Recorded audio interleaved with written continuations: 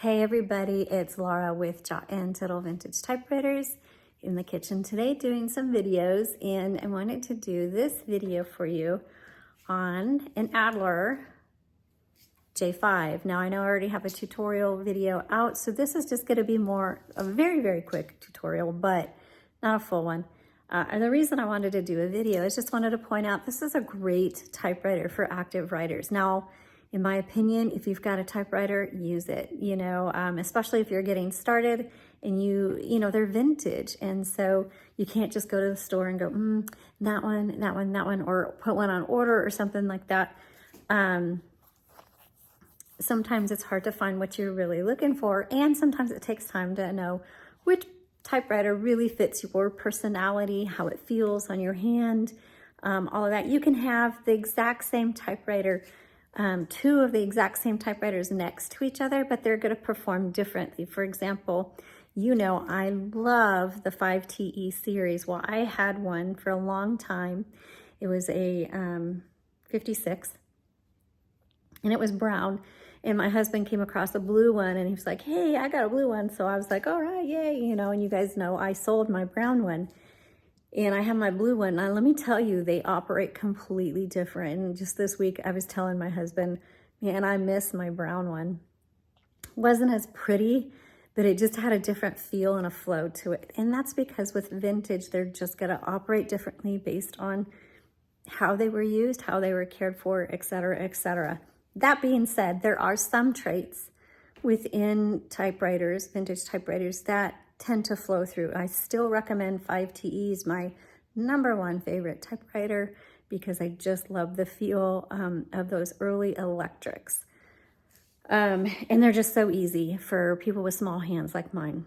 Now the Adlers, right up there in terms of, if you ask me, they're like all my favorite, but I love Adlers. I really do. That being said, I don't own one because my hands are really almost too petite for an Adler.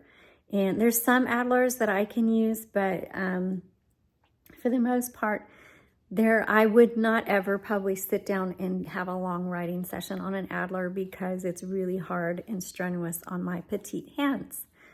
However, I'm pointing them out today because if you don't have petite hands like I do, you've got normal hands, the Adler is really fantastic if you are one of those people where you sit down and you want a long writing session. It's super smooth.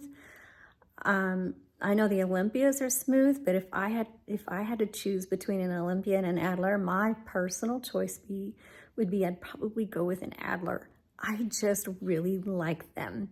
There's something about them, and I'm not entirely sure how to articulate what it is. So I'm going to turn this around, and we're just going to very quickly look at this Adler J5. And if you are someone who is looking for a typewriter that really is going to have a nice flow to it and fit well for something that's like an extended writing project, then I think you're really going to like the Adlers. Okay, let's turn this around. Okay, here is that Adler J5. And I think they're handsome typewriters. I'm just kind of going to go around here like this. I guess I could take this out. Yes, I didn't even put the thing on my table. I'm looking for a new table that's better to video and photo on, and it's not a priority, so I haven't found one yet. But here's an up close of the keys. They're obviously very thick, tall keys. And you do have to press down pretty far and pretty hard, and spacing, I know it doesn't look like they're very far apart, but for a petite hand, this is actually a very difficult typewriter for me. I can do it, but I feel like I'm straining my fingers. So, but I have 10-year-old hands, and so if you have normal hands, this should be no problem for you. Let me go ahead and put my phone in my little holder here, and I'll type on it so you can hear it. Okay, so I'm gonna just load this piece of paper here. And if you don't know, I would recommend going back. I'll try to link to the other tutorial video I have excuse me, your paper goes behind the metal plate here, and it should just pull right through. And this particular Adler is really fantastic. The Adlers have a very smooth motion in their carriage. It just feels like it's floating. It's just very pleasant. The bell on this one, again, it's not a harsh bell. It's a very soothing bell. It's very soft. The keys are a bit yellowed and worn, but most Adlers are. I've noticed that they're kind of discolored. In this case, the bottom, it is plastic. It's not metal. So the plastic on the bottom on this one happens to be a 1971, is yellowed. And again, that's just natural yellowing with age. So I think that's one of the only things I probably, if it was up to me, would change about the Adler, is I would love to have seen this be metal versus plastic, but the Adlers are plastic. Now up here, this is metal. That's really nice. I'm just not a fan of the plastic. However, the performance of these Adlers are one that the plastic parts would be secondary for me. So let me just type and you can listen.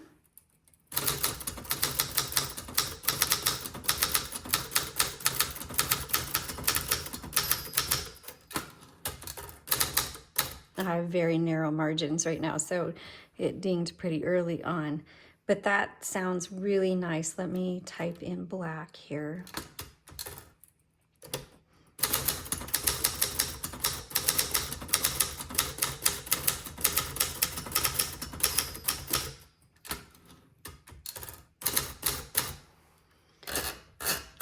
So you can see I still was able to type somewhat normally, but I wouldn't be able to keep that up for very long, just only because my hands are so small. But for those of you who are active writers, there's the font so you can look at it. I can't recommend this enough. It's really, I think they're underrated. I think a lot of people overlook the Adlers for some of the other brands. But to me, the Adlers are just amazing machines. And if you are an active writer and you can find an Adler that's in good condition, I think you're going to be extremely happy with it. All right. So thanks for watching. Give me a thumbs up or follow, and be sure to watch. I'll link that video. Be sure to go watch the tutorial video to show you how to use the J5. All right. Thanks. Bye-bye.